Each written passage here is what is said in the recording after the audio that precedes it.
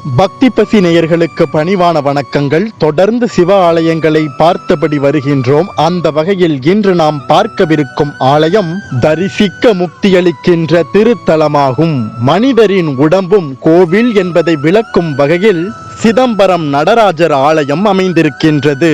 மனித உடலானது அன்னமயம், பிராணமயம், மனோமயம், விஞ்ஞானமயம், ஆனந்தமயம் என்னும் 5 கோஷங்களை கொண்டது.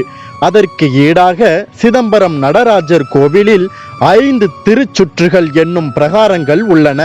மனிதர்களுக்கு இதயம் இடதுபுறம் இருப்பது போலவே சிதம்பரம் நடராஜர் ஆலயத்தில் இருக்கின்ற மூலவரின் கருவறை மைய புள்ளியில் கட்டப்படாமல் சற்று இடதுபுறமாக ஒதுக்கி கட்டப்பட்டிருக்கின்றது.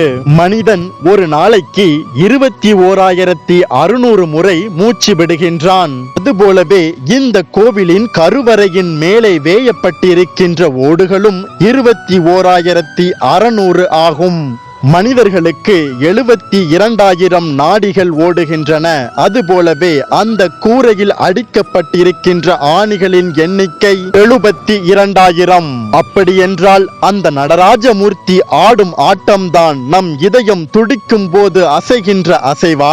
ஆடல் கடவுள் என்று அழைக்கப்படுகின்ற நடராஜர் ஒரே இடத்தில் இல்லாமல் ஆடிக்கொண்டே இருப்பார். நடராஜமூர்த்தியின் வலது கையானது உடுக்கை ஏந்தி இருக்கின்றது.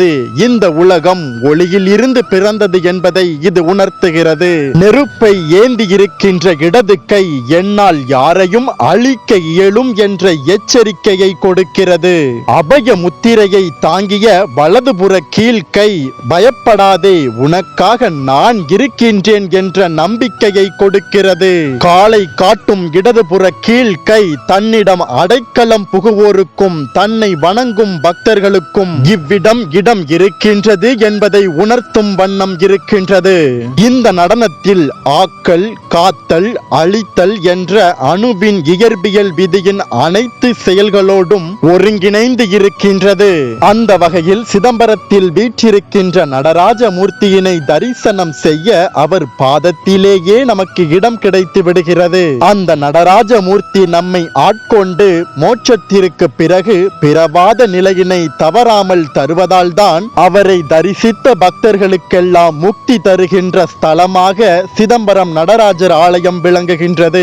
பக்தி பசி அன்பர்களே, நாமும் சிதம்பரம் நடராஜமூர்த்தியினை தரிசனம் செய்வோம், வாழ்வில் முக்தி பெறுவோம்.